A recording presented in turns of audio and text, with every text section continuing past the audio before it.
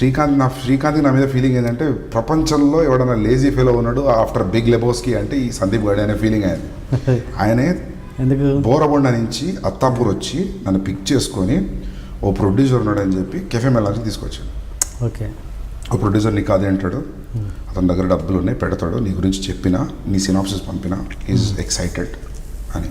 పెద్ద ప్రొడ్యూసరా? He makes decent films. I don't want to take his like don't. So మేము café Melanski అలా enter అయ్యాం. ఆయన హడావిడిగా వెళ్తున్నాడు.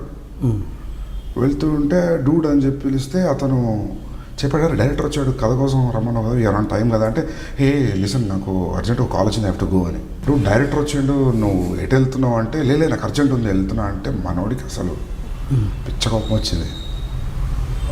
బ్రదర్ ఒకసారి రా అన్నట్టు. అంటే నేను పక్కన ఉన్నా, నేను చూస్తాను ఏం చేస్తాడు. నాకు తెలుసు శ్రీకాంత్ ఆ రోజు మేమిద్దరం కొంచెం షార్ట్ టెంపర్గా వేసి నాకు మనోడు ఏం చేస్తాడు అనుకున్నాం. వస్తే భుజం ఇచ్చేసి ఇలా కిందికి అన్నాడు విండో దగ్గరికి, గుర్తుపెట్టుకో సందీప్ రెడ్డి వంగ పో అంటే, డూడ్ నేను అలా కాదు నాకు పని వెళ్ళు. నా శ్రీకాంత్ నాకు అసలే ఎవడు తెలియదు, తెలిసిన వాళ్ళ దగ్గర నన్ను బ్యాడ్ చేస్తాడు. సరే ఏం కాదు భయ్ నీ స్టోరీ ఎట్లుంది అమ్మ, వీళ్ళు వినపోతే ఇంకోళ్ళు దొరుకుతారు, వెయిట్ చేద్దాం.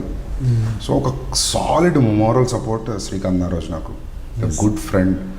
మేమిద్దరం కూర్చున్నామంటే ఇక అది విండోలు తెల్లగైపోతాయి, అంటే తెల్లారుతుంది. సినిమా గురించి మాట్లాడుకొని ఒక సీన్ దగ్గర పాజ్ పెట్టి దాని గురించి మాట్లాడుతుంటే అది తెల్లారిన రోజులు ఉన్నాయి, మార్నింగ్ అయిపోయిన రోజులు. So that way he's one guy who was like a moral support. అంటే అరే